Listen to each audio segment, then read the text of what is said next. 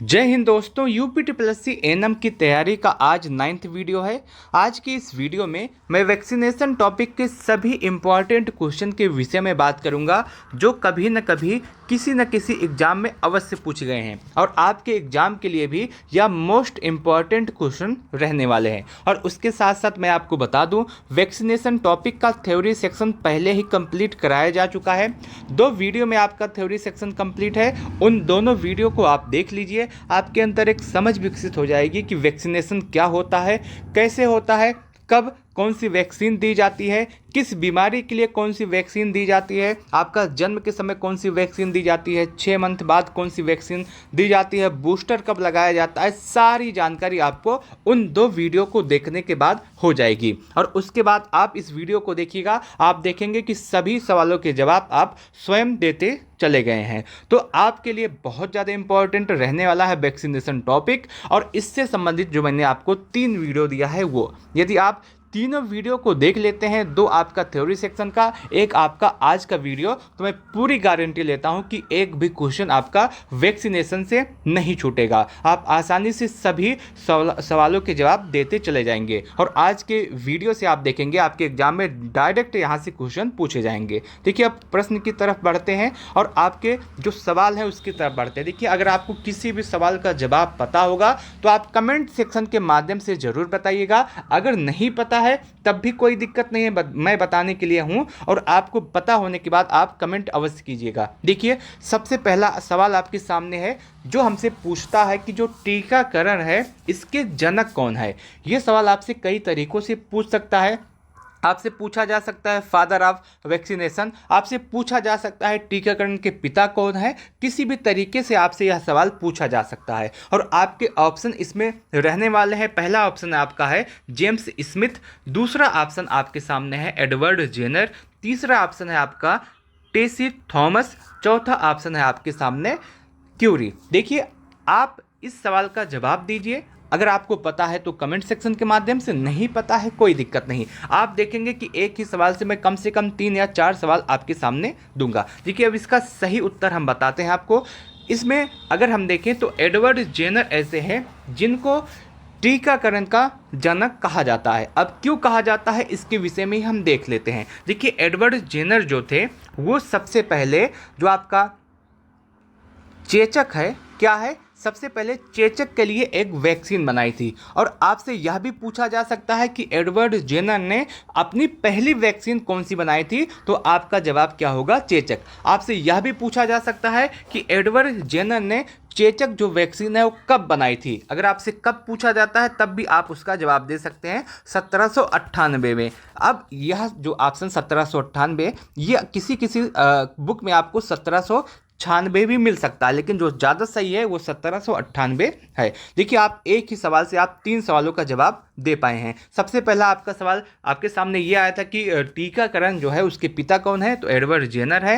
Edward Jenner ने सबसे पहली वैक्सीन आपकी कौन सी बनाई थी, किस बीमारी के लिए बनाई थी, तो चेचक के लिए बनाई थी। किस सन में बनाई थी, 1798 में। देखिए, आपके सामने एक ही सवाल से 3 जवाब आपके आ गए हैं, तीनों बहुत ही ज़्यादा इंपॉर्टेंट है। दूसरे सवाल की तरफ बढ़ते हैं। दूसरे सवाल में आपसे ये पूछा गया है कि आपका जो राष्ट्रीय टीकाकरण दिवस कब मनाया जाता है। क्या है, राष्ट्रीय टीकाकरण दिवस कब मनाया जाता है। और आपके ऑप्शन इसमें है 24 अक्टूबर, दूसरा ऑप्शन है 27 मार्च, तीसरा ऑप्शन है 16 मार्च, चौथा ऑप्शन है 20 मार्च। अगर आपको इसका जवाब पता है तो आप कमेंट सेक्शन के माध्यम से ज़रूर बताइएगा। देखिए, हम जवाब की तरफ बढ़ते हैं। जो आपका राष्ट्रीय टीकाकरण दिवस है वो आपका 16 मार्च को मनाया जाता है। लेकिन आपके सामने एक सवाल और आता है कि राष्ट्रीय टीकाकरण दिवस 16 मार्च को ही क्यों मनाया जाता है। इसका जवाब हम जान लेते हैं, तो ये सवाल आपसे कभी नहीं भूलेगा। देखिए, मैं आपको बता दूं, देखिए 16 मार्च 1995 को पहली बार जो आपका पोलियो है, क्या है, जो पोलियो है उसके लिए पहली बार आपकी दवाई पिलाई गई थी। क्या पिलाई गई थी, दवाई पिलाई गई थी। किसके लिए, पोलियो के लिए। कब, 16 मार्च 1995। इसीलिए हर वर्ष 16 मार्च को ही आपका टीकाकरण दिवस मनाया जाता है, राष्ट्रीय वैक्सीनेशन डे मनाया जाता है। अब सवाल आपसे यह भी पूछा जा सकता है, जब राष्ट्रीय आपका टीकाकरण दिवस है तो आपका जो विश्व टीकाकरण दिवस है वो कब मनाया जाता है। अगर आपसे कभी विश्व टीकाकरण दिवस के विषय में पूछे तो आप डायरेक्ट बता दीजिएगा क्या कि आपका 10 नवंबर को क्या मनाया जाता है, विश्व टीकाकरण दिवस। तो पहला आपका राष्ट्रीय टीकाकरण दिवस कब मनाया जाता है, तो आपका जवाब क्या होगा, 16 मार्च। दूसरा विश्व टीकाकरण दिवस कब मनाया जाता है, तो आपके सामने क्या होगा, 10 नवंबर। ठीक है, दोनों चीजें आपको स्पष्ट हो गई, राष्ट्रीय भी और आपका विश्व का भी। देखिए अब तीसरे सवाल की तरफ हम बढ़ते हैं, जो हमसे पूछा है इनमें से कौन सी वैक्सीन ओरल वैक्सीन नहीं है। क्या है कि ओरल वैक्सीन नहीं है, आप नहीं पे विशेष ध्यान दीजिएगा। और इसमें आपके ऑप्शन है ओपीवी, रोटावायरस, विटामिन ए, वीसीजी। अगर आपको इसका जवाब पता है तो आप कमेंट सेक्शन के माध्यम से अवश्य बताइएगा। सबसे पहले हम समझ लेते हैं कि आपकी जो ओरल वैक्सीन एक शब्द यहाँ पे मिला है ये क्या होता है, इसका मतलब क्या होता है। मैं आपको बता दूं, जो आपकी वैक्सीन होती है क्या होती है, वैक्सीन होती है, इसको हमारे शरीर के अंदर पहुंचाने का दो रास्ता होता है।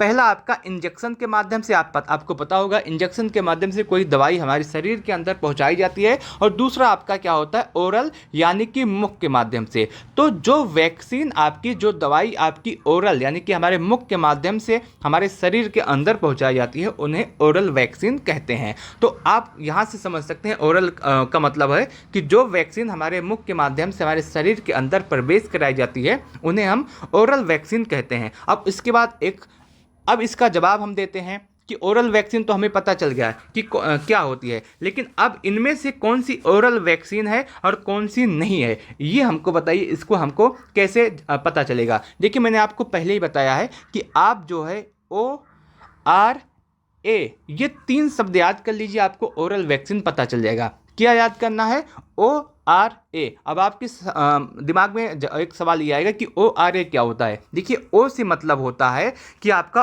OPV, और R से मतलब होता है कि आपका रोटा वायरस, A से मतलब होता है कि आपका विटामिन A।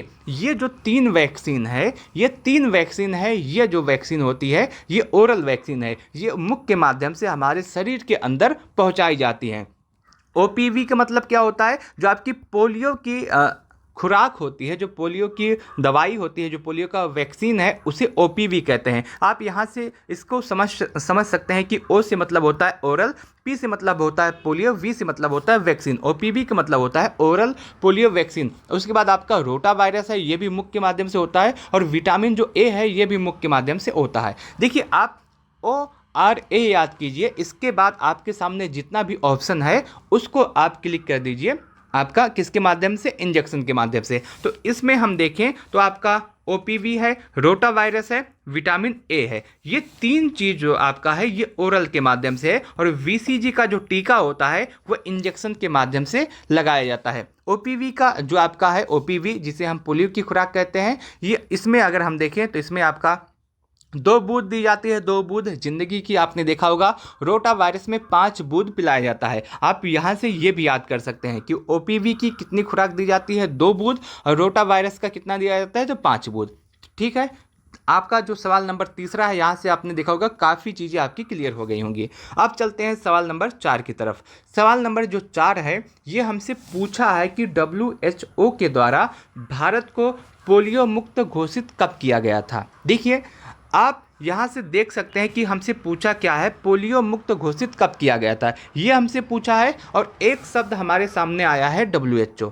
देखिए हम सभी के विषय में हम यहाँ से डिटेल जानकारी आपको अवश्य देंगे। सबसे पहले आपके ऑप्शन देखते हैं। आपके ऑप्शन में कौन कौन है कि आपका 27 मार्च 2014 पोलियो मुक्त भारत को कब किया गया था WHO के द्वारा, उसके विषय में हम देखते हैं। तो 27 मार्च 2014 पहला ऑप्शन है, 26 मार्च 2014 दूसरा ऑप्शन है, और उसके बाद आपका तीसरा ऑप्शन जो है वो आपका 25 मार्च 2014 है, और उसके बाद जो आपका चौथा ऑप्शन है, चौथा ऑप्शन क्या है, 28 मार्च 2014। आप इसके विषय में अवश्य बताइएगा यदि आपको पता होगा तो। देखिए अगर आपको नहीं पता कोई दिक्कत नहीं, मैं उसके लिए यहाँ पे उपलब्ध हूँ। पहला आप हम देख लेते हैं WHO आपके सामने यहाँ पे आया है, तो WHO के विषय में देख लेते हैं। आपका जो सिलेबस है उसमें भी WHO दिया गया है। सबसे पहले हम देखते हैं कि WHO क्या होता है और इसका फुल फॉर्म क्या होता है। देखिए, जो WHO है इसको हम कहते हैं वर्ल्ड हेल्थ ऑर्गेनाइजेशन। हिंदी में इसे कहा जाता है विश्व, क्या कहा जाता है, विश्व स्वास्थ्य संगठन। क्या कहा जाता है हिंदी में, विश्व स्वास्थ्य संगठन। तो पूरे विश्व में जितने भी स्वास्थ्य के संबंधित समस्याएं होती हैं वो WHO के माध्यम से होती हैं, और WHO ही घोषित करता है कौन सी बीमारी अगर कहीं पे फैली है तो महामारी है कि नहीं है, उसकी दवाई कैसे दी जाएगी, सभी जो गरीब देश हैं, गरीब मुल्क हैं, उन तक दवाई कैसे पहुंचेगी, ये सभी जानकारी जो है WHO के माध्यम से होती है।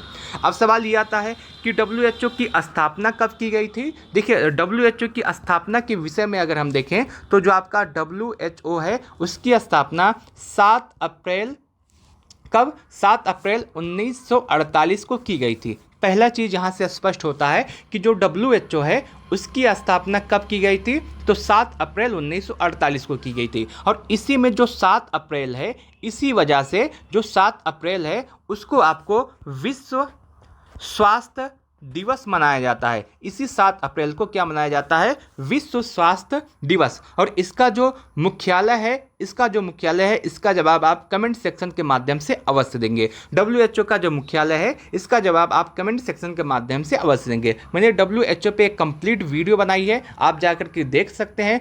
पूरा कंप्लीट लगभग 10 से 12 या 15 मिनट का वीडियो होगा जिसमें WHO पूरी तरह से कंप्लीट करा दिया गया है, क्या है, कैसे है, क्यों है, सारी चीज़ें आपको मिल गई हैं। तो WHO के विषय में हमने समझ लिया। अब हम समझते हैं कि जो हमसे सवाल पूछा है, सवाल क्या पूछा है कि पोलियो मुक्त कब घोषित किया गया था भारत को WHO के द्वारा। तो इसका जो सही जवाब है वो आपका क्या है, 27 मार्च 2014। क्या है, 27 मार्च 2014। 27 मार्च 2014 को ही WHO के द्वारा क्या किया गया था, भारत को पोलियो मुक्त घोषित किया गया था। चौथा सवाल जो है हमने इसका जवाब सही तरीके से दिया। अब हम चलते हैं पांचवें की तरफ। पांचवा जो सवाल है ये हमसे पूछा है कि जो आपकी TD वैक्सीन है इसकी कितनी डोज आपकी दी जाती है बच्चों को। देखिए, जो आपकी TD वैक्सीन है इसकी कितनी डोज दी जाती है, ये आपसे सवाल पूछा है। आपके ऑप्शन है 0.1 ml, 0.2 ml, 0.4 ml, 0.5 ml, ये आपके ऑप्शन है। देखिए, सबसे पहले हम देखते हैं कि आपकी जो TD वैक्सीन है, जो आपका TD शब्द एक आया है, ये क्या है, किसके लिए होता है, क्यों होता है। सबसे पहले हम TD का फुल फॉर्म देखते हैं। TD का फुल फॉर्म क्या होता है, तो TD का जो फुल फॉर्म होता है क्या होता है, टिटनेस और डिप्थीरिया। क्या होता है, टिटनेस और डिप्थीरिया, 2 TD का फुल फॉर्म होता है। और अब सवाल ये आता है कि TD की जो वैक्सीन है कब दी जाती है, तो गर्भावस्था के समय ही इस वैक्सीन को दी जाती है। इसकी जो है खुराक क्या होती है, इसकी डोज क्या होती है, तो 0.5 ml। क्या होता है, 0.5 ml, 0.5 ml इसका खुराक होता है। मार्ग क्या होता है, मार्ग मतलब होता है कि इंजेक्शन किस तरीके से हमारे शरीर के अंदर पहुंचाई जाती है। इंजेक्शन का मतलब ये होगा, आपने देखा होगा कि कुछ इंजेक्शन हमारे 90 डिग्री पे लगाए जाते हैं, कुछ इंजेक्शन 45 डिग्री पे लगाए जाते हैं, कुछ इंजेक्शन 15 डिग्री पे लगाए जाते हैं। तो आपका जो TD वैक्सीन है ये किस डिग्री पे लगाया जाता है, किस एंगल पे लगाया जाता है, तो इसका आपका जवाब क्या होगा, 90 एंगल पे। इसे ही IM कहते हैं। IM मतलब क्या होता है, इंट्रामस्कुलर। ठीक है, यहाँ से आपको इतनी चीज़ें स्पष्ट हो गई। अब TD के विषय में एक चीज़ और हम जान लेते हैं कि इसकी पहली खुराक आपको कब दी जाती है, तो आपकी गर्भ अवस्था के समय जितना भी जल्दी हो सके उतना। और दूसरी खुराक कब दी जाती है, तो आपकी पहली खुराक जो दी गई है उसके 4 सप्ताह के बाद। कब दी जाती है, 4 सप्ताह के बाद। हालांकि इसके लिए आपको बिल्कुल परेशान नहीं होना है। क्यों नहीं परेशान होना है, क्योंकि इसका डिटेल वीडियो मैंने आपको पहले ही दे दिया है। और इसका जो कंप्लीट PDF है, कंप्लीट नोट्स है, ये भी आपको टेलीग्राम चैनल पे उपलब्ध करा दिया गया है। और टेलीग्राम चैनल आपको इस वीडियो के डिस्क्रिप्शन बॉक्स में, उसके साथ साथ कमेंट बॉक्स में मिल जाएगा। और आपको यह भी बता दूं, अगर आपको नहीं मिलता है टेलीग्राम चैनल तो आप हमारे 90 26 92 73 15 पे मैसेज करके आप टेलीग्राम चैनल से ज्वाइन कर सकते हैं। अगर आप जो है उसके साथ साथ आपको यहाँ से PDF भी सेंड कर दिया जाएगा। ठीक है, आपने अभी देखा कि मैंने आपको TD के विषय में सब कुछ बताया, उसमें यह भी बताया था डोज कितनी होती है। तो आप इसका जवाब क्या देंगे, तो 0.5 ml जो होता है TD वैक्सीन का डोज होता है। उसके बाद छठवां सवाल ये आता है कि जो टीडी की वैक्सीन होती है ये किस मार्ग से दी जाती है, कि इसका एंगल कितना होता है, अगर एंगल पूछा है। देखिए मैं आपको पहले एंगल के विषय में बता देता हूँ। ये आपका मान लीजिए हमारा बॉडी है, क्या है, ये हमारी बॉडी है। पहला इंजेक्शन आपको सीधा दिया जाता है, कितने पे, 90 डिग्री पे। दूसरा इंजेक्शन आपको थोड़ा सा तिरछा दिया जाता है, ये कितना होता है, ये 45 एंगल पे। तीसरा इंजेक्शन आपको हल्का सा इससे और भी टेढ़ा करके दिया जाता है, ये क्या होता है, ये 25 एंगल की वाली वैक्सीन होती है। और चौथी वैक्सीन आपकी एकदम बिल्कुल ऊपरी सतह में दी जाती है, ये आपकी 10 से 15 एंगल वाली इंजेक्शन होता है। देखिए जो आपका 90 डिग्री वाली वैक्सीन होती है इसको हम क्या कहते हैं, इसको IM कहते हैं। IM का मतलब क्या होता है, तो आपका क्या होता है, इंट्रामस्कुलर, क्या होता है, इंट्रामस्कुलर। ठीक, यहाँ पे स्पष्ट हो गई। और दूसरी वैक्सीन जो होती है ये किस एंगल वाली है, तो ये आपकी किस एंगल वाली है, 45 एंगल वाली। और 45 एंगल वाली जो वैक्सीन होती है उसको हम क्या कहते हैं, क्या कहते हैं, सब क्यूटेनियस, क्या कहते हैं, सब क्यूटेनियस। उसके बाद एक हमारी 25 एंगल वाली होती है, 25 एंगल के माध्यम से इंजेक्शन दिया जाता है। और जो 25 एंगल वाली होती है उसको क्या कहते हैं, तो उसको कहते हैं इंट्रावेनस, क्या कहते हैं, इंट्रावेनस। ठीक, अब आपकी एक वैक्सीन और है जो आपकी 10 से 15 एंगल पे दी जाती है, और जो 10 से 15 एंगल पे दी जाती है उसको क्या कहते हैं, तो उसको कहते हैं इंट्राडर्मल, क्या, इंट्राडर्मल। ठीक, 4 वैक्सीन जो आपकी इंजेक्शन होती है 4 तरह से दी जाती है। मैंने आपको बता दिया कि कौन कौन से तरीके किस किस एंगल पे दिए जाते हैं और किस एंगल का क्या नाम है, वो सभी चीज़ें मैंने आपको यहाँ से बता दी है, आप इसको देख सकते हैं। लेकिन हमसे सवाल ये है कि जो टीडी की वैक्सीन है वो किस एंगल पे दी जाती है, तो आपके पास ऑप्शन है 90, 45, 25 डिग्री पे और आपका 15 डिग्री पे। तो कौन से एंगल पे दी जाती है आपकी टीडी की वैक्सीन, तो आपका जवाब होगा 90 डिग्री पे। अब आप ये बताइएगा कि 90 डिग्री जो आपका है उसका क्या नाम है, इंट्रामस्कुलर है कि सबक्यूटेनियस है कि आपका इंट्रावेनस है कि इंट्राडर्मल है। आप इसको कमेंट करके अवश्य बताइएगा। ठीक है, इसका PDF आपको टेलीग्राम चैनल पे मिल जाएगा, जैसे आपका ये है वैसे ही। आपका 7वें क्वेश्चन की तरफ हम बढ़ते हैं। 7वें क्वेश्चन में हमसे ये पूछा है कि जो हेपेटाइटिस बी है यह मानव शरीर के किस अंग को प्रभावित करती है। आपका सवाल क्या है कि हेपेटाइटिस बी मानव शरीर के किस अंग को प्रभावित करती है। पहला ऑप्शन आपका है लीवर, दूसरा है अग्नाशय, तीसरा आपका है स्प्लीन और चौथा है छोटी आंत। इसका आप कमेंट सेक्शन के माध्यम से जरूर बताइएगा। लेकिन मैं आपको हेपेटाइटिस वी के विषय में बता दूं, ये होता क्या है, कैसे होता है और क्यों होता है। देखिए हेपेटाइटिस वी जो होता है, ये सबसे पहला सवाल ये आता है हेपेटाइटिस बी का जो टीका होता है वो कब दिया जाता है। पहला सवाल आपसे ये पूछा जा सकता है कि हेपेटाइटिस बी का जो टीका है वो कब दिया जाता है, तो आपका जवाब होगा जन्म होने के 24 घंटा के अंदर अंदर इसको दिया जाता है। पहला सवाल हेपेटाइटिस बी का टीका कब दिया जाता है, तो 24 घंटा के अंदर। दूसरा सवाल आपसे यह पूछा जा सकता है कि इसकी डोज क्या होती है। अगर आपसे डोज पूछे तो आप इसको बताइएगा 0.05 ml। क्या होता है डोज, क्या होता है हेपेटाइटिस बी का, 0.05 ml। तीसरा अगर आपसे पूछे मार्ग क्या होता है, मार्ग का मतलब ये किस एंगल पे इस वैक्सीन को लगाया जाता है, तो IM वैक्सीन को ही हम जो है 90 डिग्री का एंगल कहते हैं। देखिए हेपेटाइटिस बी अब हम देख लेते हैं, और ये हेपेटाइटिस जो होता है किस अंग को प्रभावित करता है। अगर आपसे अंग पूछेगा तो आप क्या लगाएंगे, यकृत या फिर लीवर, क्या, यकृत या फिर लीवर। और आपसे एक सवाल और पूछा जा सकता है, आप इसको भी जान सकते हैं, याद कर सकते हैं कि जो आपका हेपेटाइटिस बी है इसके टीके को कैंसर रोधी टीके के रूप में भी जाना जाता है। क्या कहा जाता है, कैंसर रोधी टीके के विषय में भी जाना जाता है। अब आपका जो सवाल है कि हेपेटाइटिस बी मानव शरीर के किस अंग को प्रभावित करता है, तो आप यहां से जान सकते हैं लीवर को प्रभावित करता है। किसको प्रभावित करता है, लीवर को प्रभावित करता है। दूसरा सवाल आपसे यह पूछा जा सकता है कि हेपेटाइटिस जो बी है वो उसका इंजेक्शन कब दिया जाता है, तो इसका जवाब होगा कि जन्म होने के तुरंत बाद 24 घंटा के अंदर आपको हेपेटाइटिस बी का टीका लग जाना चाहिए। इसकी डोज कितनी होती है? इसका डोज जो होता है 0.05 ml। मार्ग क्या होता है? IM मार्ग, जिसे हम 90 एंगल वाला मार्ग भी कहते हैं। हेपेटाइटिस बी के टीके को कैंसर रोधी टीके के रूप में भी जाना जाता है। ठीक है, 7वां प्रश्न आपका कंप्लीट हो गया। अब 8वां की तरफ हम बढ़ते हैं। 8वां जो हमसे पूछा है कि हेपेटाइटिस बी का जो टीका होता है उसकी डोज कितनी होती है। मैंने आपको यहाँ पे बता दिया कितनी डोज होती है। आप यहाँ से इसका जवाब दे सकते हैं। इसका जवाब आप कमेंट सेक्शन के माध्यम से अवश्य दीजिएगा। क्या कीजिएगा? कमेंट सेक्शन के माध्यम से ये जरूर बताइएगा कि हेपेटाइटिस बी का जो डोज है कितना होता है। आप ऐसे बता सकते हैं, जैसे प्रश्न नंबर 8 है तो 8 लिखिएगा।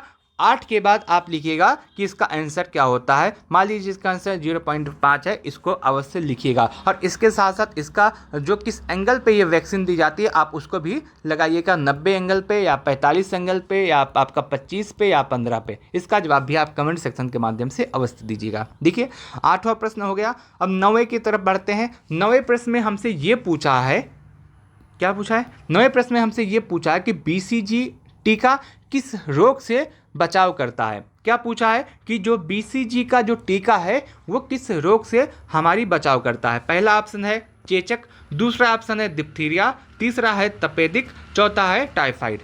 इन का जो आपका ऑप्शन है ये है। अब इसके विषय में अगर आपको जानकारी हो तो आप कमेंट सेक्शन के माध्यम से जरूर बताइएगा। अब हम थोड़ा देख लेते हैं VCG के विषय में।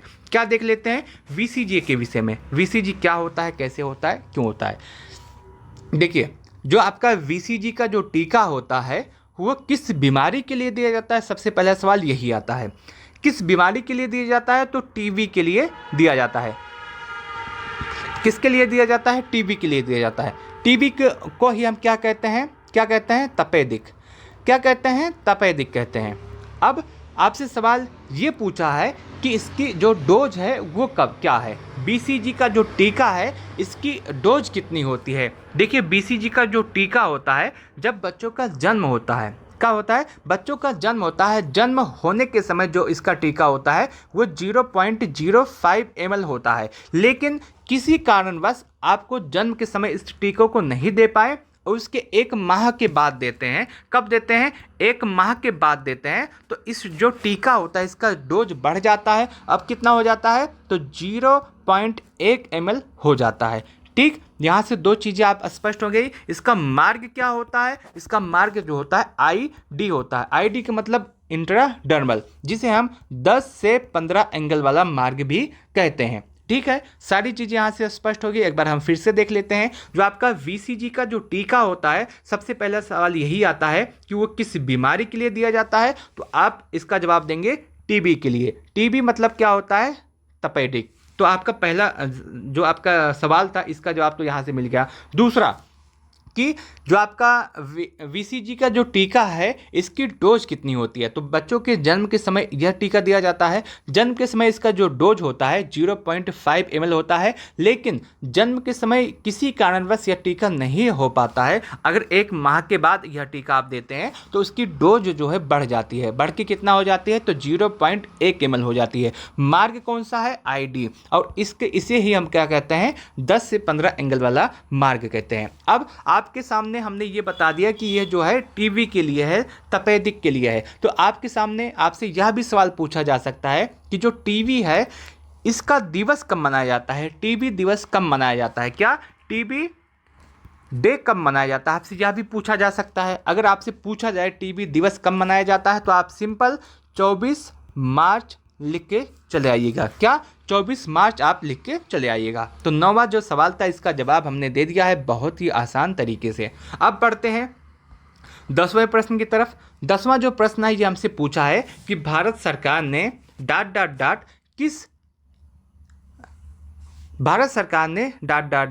तक टीबी मुक्त भारत का लक्ष्य रखा है। क्या?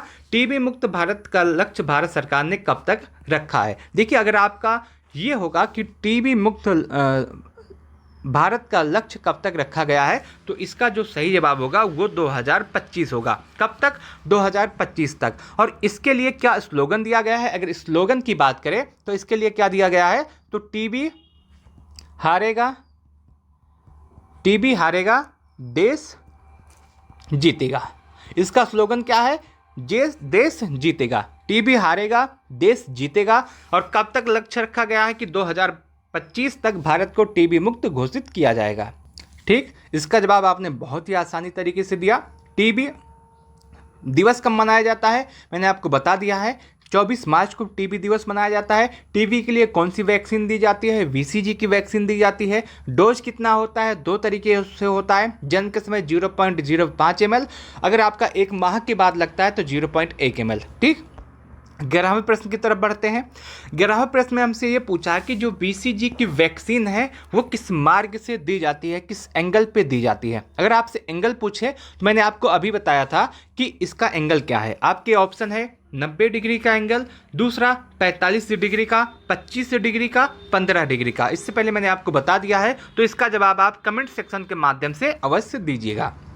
12वें प्रश्न की तरफ हम बढ़ते हैं। इसमें पूछा है कि जन्म के समय बीसीजी वैक्सीन का डोज कितना होता है। जन्म के समय बीसीजी वैक्सीन का जो डोज है वो कितना होता है, इसका जवाब आप आराम से दे सकते हैं। मैंने आपको बता दिया, बीसीजी जो वैक्सीन है ये किसके लिए दी जाती है? टीबी के लिए दी जाती है। जब बच्चों का जन्म होता है उसी समय आपको यह वैक्सीन दी जाती है। अगर जन्म के समय यह वैक्सीन जो है वो दी जाती है तो इसका डोज क्या होता है? तो इसका जो डोज होता है वो आप अवश्य बताइएगा। जन्म के समय जो आपका बीसीजी की वैक्सीन है उसका डोज 0.05 ml होता है। लेकिन किसी कारणवश जन्म के समय यह वैक्सीन नहीं दे पाते हैं, 1 मंथ बाद यह वैक्सीन लगता है, 1 माह के बाद यह वैक्सीन लगता है, तो इसका डोज क्या हो जाता है? 0.1 ml हो जाता है। क्या हो जाता है? 1 ml हो जाता है। और इसका मार्ग क्या है? तो आईडी इसका मार्ग है। आईडी का मतलब क्या होता है? इंट्राडर्मल, जिसे हम 10 से 15 डिग्री वाला मार्ग भी कहते हैं। ठीक, सारी जानकारी आपको यहाँ से हो गई। तो आपका जन्म के समय वैक्सीन का डोज कितनी होती है? तो 0.05 ml। ठीक, अब बढ़ते हैं 13वें की तरफ। देखिए, जो बीसीजी की वैक्सीन है वो किस मार्ग से दी जाती है, आप इसका जवाब आराम से दे सकते हैं। आप इसका जवाब कमेंट सेक्शन के माध्यम से अवश्य दीजिएगा। बीसीजी के विषय में मैंने आपको सब कुछ बता दिया है। अब आगे बढ़ते हैं। क्वेश्चन नंबर 14 है। हमसे पूछा है कि भारत में किस वर्ष पल्स पोलियो अभियान कार्यक्रम शुरू किया गया था। तो भारत में किस वर्ष पल्स पोलियो अभियान शुरू किया गया था, इसका जवाब आप अवश्य दीजिएगा। आपके ऑप्शन है 1985, दूसरा है 2005, तीसरा है 1995, चौथा है 1990। और इसका जो सही जवाब है वो क्या है? इसका जो सही जवाब है, भारत में किस वर्ष पल्स पोलियो अभियान की शुरुआत हुई थी, तो कब हुई थी? 1995। अगर आपसे एग्जैक्ट डेट पूछे किस डेट को हुई थी, तो आप इसका जवाब देंगे 2 अक्टूबर 1995। क्या होगा? 2 अक्टूबर 1995। आपसे ये पूछ सकता है कि भारत पोलियो मुक्त कब हुआ था, तो आप WHO के द्वारा भारत को पोलियो मुक्त घोषित कब किया गया था, तो आप इसका जवाब देंगे 27 मार्च। क्या जवाब देंगे? 27 मार्च 2014, जब WHO के द्वारा भारत को पोलियो मुक्त घोषित किया गया था। आपसे यह भी पूछ सकता है, अभी आगे बात करेंगे। देखिए, अब हम बात करते हैं क्वेश्चन नंबर 15 की तरफ। क्वेश्चन नंबर 15 हमसे ये पूछा है कि जो पोलियो का टीका है सबसे पहले ... के द्वारा दिया गया था, के द्वारा तैयार किया गया था। जो पोलियो का टीका है सबसे पहले ... द्वारा तैयार किया गया था। तो ये वैज्ञानिक का नाम आपको बताना है कि किसके द्वारा तैयार किया गया था सबसे पहले पोलियो का टीका। आपके जो ऑप्शन है डे Salk, L Pasteur, G.J. Mendel, Watson, किसके द्वारा पोलियो का टीका सबसे पहले तैयार किया गया था, इसका जवाब आपको देना है। तो इसका जो सही जवाब होगा वो क्या होगा? जे साल्क। इसके विषय हम थोड़ा जान लेते हैं। एक नोट से यहाँ पे लिखा हुआ है। देखिए, पोलियो टीकाकरण को सबसे पहले, एक मिनट, इसका जो चेंज कर लेते हैं। हाँ, पोलियो का टीका है वो सबसे पहले जे साल्क ने तैयार किया था। और कब तैयार किया था? तो 1955 में तैयार किया था। सबसे पहले कब तैयार किया था? तो 1955 में। किसने तैयार किया था? तो जे साल्क ने। अब दूसरा आता है आपके सामने कि जे साल्क द्वारा विकसित पोलियो टीका एक निष्क्रिय पोलियो टीका IPV था। ठीक, दूसरा ओरल पोलियो टीकाकरण, जिसे हम OPV कहते हैं, इसको किसने बनाया था? तो डॉक्टर अल्बर्ट साबिन द्वारा विकसित किया गया था। और पहली बार 1961 में इसका इस्तेमाल किया था। सबसे पहले अगर आपसे पूछे सबसे पहले पोलियो का जो टीका किसने तैयार किया था, जे साल्क ने तैयार किया था। कब तैयार किया था? 1955 में। दूसरा जो आपका इस समय चलता है ओपीवी, उसको ओपीवी को किसने बनाया था? तो डॉक्टर अल्बर्ट साबिन ने बनाया था। इसका पहली बार प्रयोग 1961 में किया गया था। और ये ओपीवी कब किसके माध्यम से दिया जाता है? तो मुख के माध्यम से दिया जाता है, इसीलिए इसको ओरल पोलियो वैक्सीन कहते हैं। और ओरल में दिया जाता है। इसकी बूंदें कितनी होती है? तो 2 बूंद का खुराक इसको पिलाया जाता है। अब अगले सवाल की तरफ हम बढ़ते हैं। ये हमसे पूछा है कि जो आपकी ओपीवी वैक्सीन है इसको कितने तापमान पे रखना चाहिए। ओपीवी जो वैक्सीन है इसको कितने तापमान पे रखना चाहिए। आपने देखा होगा जब कभी पोलियो की खुराक पिलाने आते हैं तो एक छोटा सा डब्बा होता है, उसी डब्बे में पोलियो की दवाई रखी जाती है। तो उसका जो तापमान होता है कितना होता है ये आपको बताना है। लेकिन उससे पहले मैं उम्मीद करता हूँ कि ओपीवी जो आपका है क्या है, ओपीवी इसका हम डिटेल एनालिसिस कर लेते हैं, उसके बाद हम आगे बढ़ते हैं, उसका जवाब देते हैं। सबसे पहले हम ओपीवी को कंप्लीट देख लेते हैं कि क्या होता है, कैसे होता है, उसके बाद हम आगे बात करते हैं। स्थान कहाँ पे? छोटा सा यहाँ पे। ओपीवी की हम पहले देख लेते हैं, उसके बाद आगे हम बात करते हैं। देखिए क्या है हमारे पास ओपीवी, ओपीवी अगर कभी पूछे आपसे कि ओपीवी का पूरा नाम, तो ओरल पोलियो वैक्सीन। क्या? ओपीवी का full form oral polio vaccine. दूसरा आपसे पूछा जा सकता है कि ओपीवी किस बीमारी के लिए है, तो आप यहाँ से समझ सकते हैं कि पोलियो की बीमारी के लिए। किसकी बीमारी के लिए है? पोलियो की बीमारी के लिए है। आपसे यह भी पूछा जा सकता है कि जो आपकी ओपीवी है इसकी खुराक कितनी दी जाती है, कितनी खुराक ओपीवी की दी जाती है। आप इसका सीधा सा जवाब देंगे कि 5 खुराक इसकी ओपीवी की होती है। कौन कौन सी? एक जीरो खुराक, एक पहली, फिर दूसरी, फिर तीसरी, फिर आपका बूस्टर। क्या होता है? बूस्टर। अब जो आपने जीरो खुराक देखा ये क्या होता है, इसके विषय में हमको बताइए। देखिए जन्म के तुरंत बाद जो ओपीवी की पहली दवाई पिलाई जाती है इसे ही हम क्या कहते हैं? शून्य खुराक कहते हैं। क्या कहते हैं? शून्य खुराक। जो जन्म के बाद पहली दवाई ओपीवी की पिलाई जाती है इसे हम शून्य खुराक कहते हैं। उसके बाद जो आपका पहला होता है ये 6 वीक के बाद दिया जाता है। दूसरा आपका 10 वीक के बाद दिया जाता है। तीसरा आपका 16 वीक के बाद दिया जाता है। और चौथा आपका 16 से 24 मंथ के बाद दिया जाता है। ये आपका इसका अगर हम देखें तो पोलियो ये इंजेक्शन के माध्यम से नहीं, ये ओरल होता है। ओरल पोलियो वैक्सीन इसका नाम ही है, तो मुख्य के माध्यम से दिया जाता है। अगर आपसे पूछे कितने बूंद दी जाती है तो 2 बूंद आपकी दी जाती है। ओपीवी जन्म के समय जो आपकी खुराक दी जाती है उसको क्या कहते हैं? उसको जीरो खुराक कहते हैं। उसके बाद 6 वीक के बाद पहली खुराक, उसके बाद दूसरी 10 वीक के बाद, उसके बाद 16 वीक के बाद, उसके बाद 16 से 24 मंथ के बाद जो दिया जाता है उसको बूस्टर कहते हैं। आपसे यह भी पूछा जा सकता है जो ओपीवी है उसके लिए कितने तापमान पे रखने की आवश्यकता है। उसके लिए तापमान जो चाहिए वो क्या होता है? तो -20 डिग्री के तापमान पे इसको रखने की आवश्यकता होती है।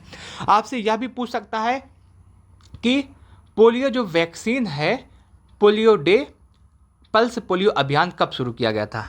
आपसे यह भी पूछ सकता है, क्या पूछ सकता है कि पल्स पोलियो अभियान कब शुरू किया गया था। पल्स पोलियो अभियान कब शुरू किया गया था? तो 2 अक्टूबर 1995 में।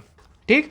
वर्ल्ड पोलियो डे कब मनाया जाता है? क्या वर्ल्ड पोलियो डे कब मनाया जाता है? तो इसका जवाब होगा अक्टूबर 24। कब? 24 अक्टूबर को। तो सारी चीज़ें आपको यहाँ से ओपीवी के विषय में पता चल गई। अब हम इसका जवाब देते हैं कि ओपीवी वैक्सीन है उसको कितने तापमान पे रखना चाहिए? तो -20 डिग्री तापमान पे रखना चाहिए। आगे से पूछा है कि निम्नलिखित में से किसका रोकथाम पेंटावैलेट वैक्सीन द्वारा नहीं किया जाता। क्या? पेंटावैलेट वैक्सीन द्वारा नहीं किया जाता। नहीं पे आपको विशेष ध्यान देना है। इसके ऑप्शन है पोलियो, डिप्थीरिया, काली खांसी, हेपेटाइटिस बी। आपने देखा होगा कि आपके सामने एक पेंटावैलेट नाम का शब्द आया है। अब हम सबसे पहले इसी के विषय में जान लेते हैं कि पेंटावैलेट जो है वो क्या होता है, कैसे होता है। देखिए जो आपका पेंटावैलेट शब्द है इसके विषय में अगर हम देखें तो पेंटावैलेट के समय अगर हम देखें तो पेंटावैलेट जो वैक्सीन होती है ये 5 बीमारियों के लिए दी जाती है। कौन कौन सी बीमारी आपकी? सबसे पहला आपका क्या है? डिप्थीरिया। क्या है? डिप्थीरिया। पहली बीमारी कौन सी है? डिप्थीरिया के लिए दी जाती है। दूसरी कौन सी है? टिटनेस। कौन सी है? टिटनेस के लिए। तीसरा आपका क्या है कि पर्टुसिस, जिसे हम क्या कहते हैं? काली खांसी। क्या कहते हैं? काली खांसी। चौथा क्या है? Hepatitis B. क्या? Hepatitis B. पांचवा कौन सा है? तो आपका इन्फ्लुएंजा। क्या है? इन्फ्लुएंजा। ये 5 बीमारियां किसके द्वारा दी जाती हैं? कौन सी वैक्सीन इसके लिए दी जाती है? तो आपका पेंटावेलेट वैक्सीन। पेंटावेलेट वैक्सीन में 5 दवाइयों की खुराक होती है। तो आपका जो सवाल है कि पेंटावेलेट किसके रोकथाम के लिए नहीं दी जाती है, तो 5 के अलावा अगर आपको कोई दिखे तो आप उसका जवाब तुरंत दे दीजिएगा। 5 के अलावा कोई दिखे तो आपका उसका जवाब दे दीजिएगा। तो इसमें से कौन सा नहीं है? तो पोलियो पेंटावेलेट के लिए नहीं दी जाती है। इस पेंटावेलेट में कौन कौन सा आता है? डिप्थीरिया, टेटनस, काली खांसी, हेपेटाइटिस बी, इन्फ्लुएंजा। अब पेंटावेलेट के विषय में और थोड़ा जान लेते हैं कि क्या होता है, कैसे होता है, क्यों होता है। ठीक है, पहले इसको हम थोड़ा सा साफ कर ले, उसके बाद हाँ हो गया। देखिए, पेंटावेलेट सबसे पहले आप यह जान लीजिएगा 5 बीमारियों के लिए वैक्सीन दी जाती है। मैंने आपको बता दिया कौन कौन सी वैक्सीन।